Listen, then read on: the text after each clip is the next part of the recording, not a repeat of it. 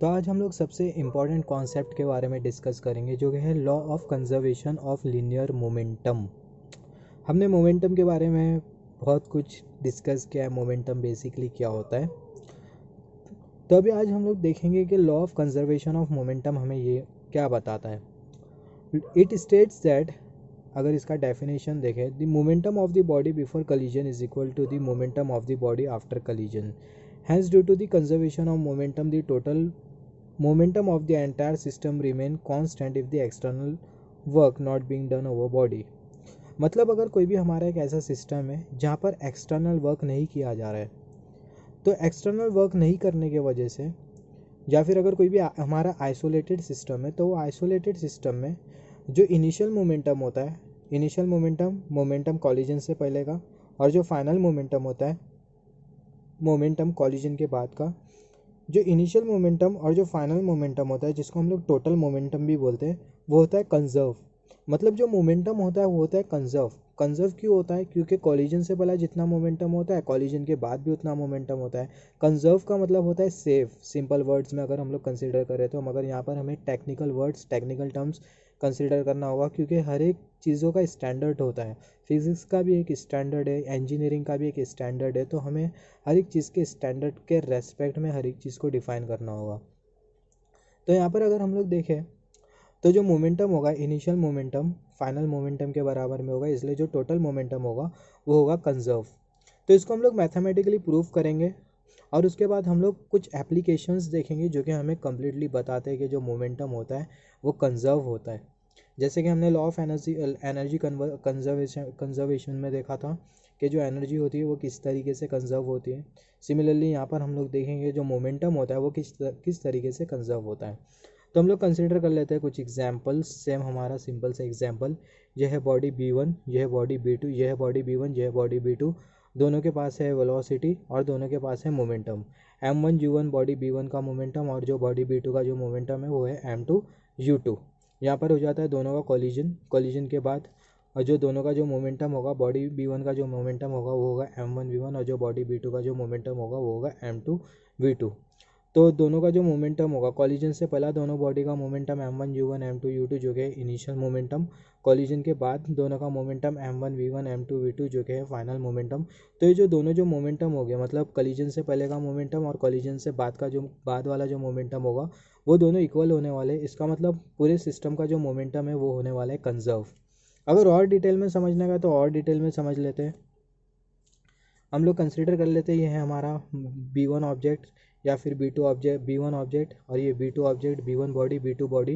या simply consider कर लेते हैं ये है B1 कॉइन, 1 रुपये का या कॉइन कंसिडर कर लो, या फिर कॉइन कंसिडर कर सकते हैं कोई भी। B1 कॉइन और ये है B2 कॉइन। दोनों के पास है M1 मास और M2 मास। दोनों के जो मासेस है वो है सिमिलर।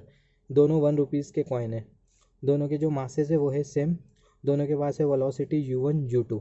तो अगर हम लोग दोनों का इनिशियल मोमेंटम कंसीडर करें तो दोनों का जो इसका जो इनिशियल मोमेंटम होगा M1 बॉडी का, B1 बॉडी का, वो होगा M1U1, और ये जो B2 बॉडी का जो इनिशियल मोमेंटम होगा वो होगा M2U2। यहाँ पर हो जाता है दोनों का कॉलिजन। कॉलिजन के बाद अगर हम लोग देखें, ये जो B1 जो बॉडी होगी वो B2 बॉडी पे लगाएंगी force, B2 body B1 body पे लगाएंगी फोर्स, जिसके वजह से दोनों बॉडीज़ की जो वेलोसिटी का जो डायरेक्शन होगा वो हो जाएगा अपोजिट, और दोनों का जो मोमेंटम होगा वो होगा M2V2 M2V1 M2V2। ये जो M2V1 है बॉडी B1 का मोमेंटम है, फाइनल मोमेंटम, और जो M2V2 है ये बॉडी B2 का फाइनल मोमेंटम है।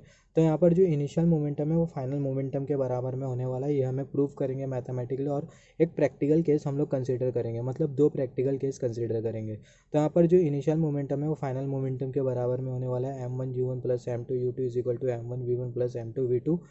ये जो इनिशियल मोमेंटम है वो फाइनल मोमेंटम के बराबर में होगा, क्योंकि जो टोटल मोमेंटम है पूरे सिस्टम का वो है कंजर्व।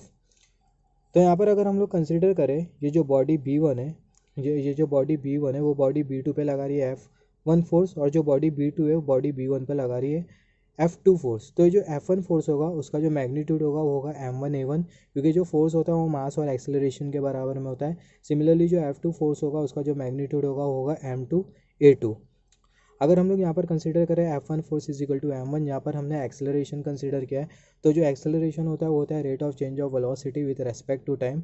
यहाँ पर हम लोग इनिशियल वेलोसिटी और फाइनल वेलोसिटी कंसिडर करेंगे, मतलब दोनों बॉडीज़ की इनिशियल वेलोसिटी और फाइनल वेलोसिटी। तो यहाँ पर जो v1 है बॉडी b1 की फाइनल वेलोसिटी है, और जो u1 है बॉडी b1 की initial velocity over time. Similarly F2 force जो कि बॉडी B1 पे लगा रही है वो होगा m2v2 minus u2 over t। तो यहाँ पर जो v2 है वो बॉडी B2 की फाइनल वेलोसिटी, और जो u2 है वो बॉडी B2 की इनिशियल वेलोसिटी है। अगर हम लोग देखें दोनों जो फोर्सेस का जो डायरेक्शन है वो है अपोजिट, दोनों फोर्सेस का डायरेक्शन अपोजिट है, तो यहाँ पर हमें कोई भी एक फोर्स के साथ एसोसिएटेड करना होगा नेगेटिव साइन। तो हम लोग कंसीडर कर लेते हैं F1 is equal to minus F2, या तो हम लोग F2 is equal to minus F1 भी कंसीडर कर सकते हैं। तो हम लोग ये कंसीडर कर लेते हैं F1 is equal to minus F2। तो यहाँ पर हमने F1 is equal to minus F2 consider किया, ये दोनों जो फोर्सेस है उसके मैग्नीट्यूड को सब्स्टिट्यूट कर लेंगे। F1 F2 को हम लोग सब्स्टिट्यूट करेंगे तो हमें मिल जाएगा m1v1 minus u1 is equal to minus m2v2 minus u2। यहाँ से टी कैंसिल हो जाएगा, हमें मिल जाएगा m1v1 minus u1 is equal to minus m2v2 minus u2। ये जो m1 होगा इसको हम लोग v1 माइनस u1 से कर देंगे मल्टीप्लाई। सिमिलरली ये जो m2 होगा इसको हम लोग v2 माइनस u2 से कर देंगे मल्टीप्लाई। तो हमें मिल जाएगा m1v1 minus m1u1 is equal to minus m2v2, minus minus हो जाएगा प्लस m2u2। फिर उसके बाद m1v1 माइनस m1u1, फिर उसके बाद plus minus minus m2v2 minus m2u2। तो हमें ये मिल जाता है नेगेटिव फॉर्म में। अगर हम लोग पॉजिटिव साइन के साथ कंसिडर करें तो हमें मिल जाएगा m1u1 plus m2u2 m1v1 plus m2v2। तो ये इक्वेशन हमें ये बता रहा है कि जो मोमेंटम है m1u1 plus m2u2 is equal to m1v1 plus m2v2, ये इक्वेशन हमें ये बता रहा है कि इनिशियल मोमेंटम जितना है फाइनल मोमेंटम भी उतना है, मतलब पूरे सिस्टम का जो मोमेंटम है वो है कंजर्व। अभी हो गया हमारा मैथमेटिकल फॉर्म, अभी इसको हम लोग प्रैक्टिकली समझते हैं, क्योंकि प्रैक्टिकली समझना बहुत इंपॉर्टेंट होता है। तो हम लोग ये प्रैक्टिकली इसको हम लोग समझ जाते हैं। तो हम लोग कंसिडर कर लेते हैं न्यूटन्स क्रैडल। जो न्यूटन्स क्रैडल होता है वो इतना इंपॉर्टेंट एपरेटस होता है जिसके हेल्प से हम लोग समझ सकते हैं कि जो मोमेंटम होता है वो किस तरीके से कंजर्व होता है। या फिर अगर हम लोग कॉइन्स कंसिडर करें, कैरम की कॉइन्स, वो भी हमें ये बताती है कि जो मोमेंटम होता है वो होता है कंजर्व। तो हम लोग कंसिडर कर लेते हैं न्यूटन क्रैडल्स आप नेट पर सर्च कर सकते हो अगर आपको आइडिया नहीं है तो इसके बारे में। तो जो न्यूटन्स क्रैडल होता है वो बहुत इंपॉर्टेंट एपरेटस है law of conservation of momentum को समझने के लिए। तो न्यूटन क्रैडल में बेसिकली होती है स्ट्रिंग्स और बेसिकली होता है बॉब। तो यहाँ पर हमने 4 बॉब कंसीडर किया है, बॉब 1, बॉब 2, बॉब 3, बॉब 4। ये जो बॉब 1 है वो एक सर्टेन हाइट पर है, बॉब 1 एक सर्टेन हाइट पर है। तो जब हम लोग ये बॉब 1 को एक ये सर्टेन हाइट से अगर रिलीज़ करेंगे तो जो बॉब 1 होगा ये बाकी सब बॉब से जाके कर जाएगा कोलाइड, जिसके वजह से जो फोर्थ वाला जो बॉब होगा वो अपनी पोजीशन से कर जाएगा डिस्प्लेस। और अगर हम लोग देखें हमें कॉन्क्लूजन ये मिलेगा कि जितने बॉब 1 का डिस्प्लेसमेंट होगा उतने बॉब 4 का भी डिस्प्लेसमेंट होगा। इसका मतलब ये है कि बॉब 1 पर जितना rate of change of force act कर रहा है कॉलिजन से पहला, उतना ही बॉब 4 पर भी कॉलिजन के बाद rate of change of force act कर रहा है। इसका मतलब बॉब 1 का जितना मोमेंटम है कॉलिजन से पहला, सेम मोमेंटम बॉब 4 का भी है सेम मोमेंटम बॉब 4 का भी होगा कॉलिजन के बाद। और यहाँ पर जो बॉब 1 है उसका जो मोमेंटम है वो है कॉलिजन से पहला, क्योंकि बॉब 1 को जब हम लोग ये हाइट से रिलीज़ करेंगे तो जो बॉब 1 होगा बाकी सब बॉब से कर जाएगा कोलाइड। फिर उसके बाद ये जो फोर्थ वाला जो बॉब होगा वो कॉलिजन के बाद अपनी पोजीशन से डिस्प्लेस करेगा। तो यहाँ पर हम लोग देख सकते हैं जितना बॉब 1 का मोमेंटम होगा उतना ही बॉब 4 का भी मोमेंटम होगा। और जो बॉब 1 का जो मोमेंटम होगा वो होगा इनिशियल मोमेंटम, और जो बॉब 4 का जो मोमेंटम होगा वो फाइनल मोमेंटम होगा। और जो दोनों जो मोमेंटम है वो एग्जैक्टली इक्वल होने वाले, जिसके वजह से जितना बॉब 1 का डिस्प्लेसमेंट होगा उतना बॉब 4 का भी डिस्प्लेसमेंट होगा। ये जो फोर्थ वाला जो बॉब है उसका भी उतना ही डिस्प्लेसमेंट होने वाला है। अगर मोमेंटम कंजर्व नहीं होता तो बेसिकली क्या होता, मैं फिर से रिपीट कर देता हूँ पूरा प्रोसेस क्या होगा। जब हम लोग ये बॉब को ये पोजीशन से रिलीज़ करेंगे तो जो बॉब होगा वो बाकी सब बॉब से कर जाएगा कोलाइड, जिसके वजह से फोर्थ वाला जो बॉब होगा ये फोर्थ वाला बॉब अपनी पोजीशन से कर जाएगा डिस्प्लेस।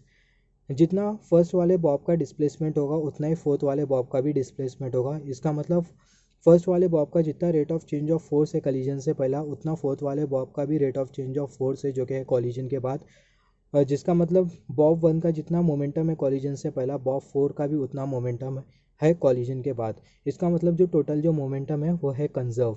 अगर टोटल मोमेंटम कंजर्व नहीं होता तो बेसिकली क्या होता, तो ये जो बॉब फोर का जो डिस्प्लेसमेंट होता कॉलिजन के बाद वो उतना नहीं हो पाता, क्योंकि जो बॉब फोर्थ पर जो rate of change of force act करता वो उतना नहीं होता, जिसका बेसिकली मतलब ये होता कि जो बॉब फोर्थ का जो मोमेंटम होता वो उतना नहीं हो पाता। अगर मोमेंटम उतना नहीं हो पाता तो ये जो बॉब फोर है उसका उतना डिस्प्लेसमेंट नहीं हो पाता। मगर यहाँ पर जितना बॉब वन का डिस्प्लेसमेंट हो रहा है उतना बॉब फोर का भी डिस्प्लेसमेंट हो रहा है। इसका मतलब कलीजन से पहला जितना मोमेंटम है इनिशियल मोमेंटम, कलीजन के बाद भी उतना ही मोमेंटम है जो कि है फाइनल मोमेंटम, और जो पूरे सिस्टम का जो टोटल मोमेंटम है वो है कंजर्व।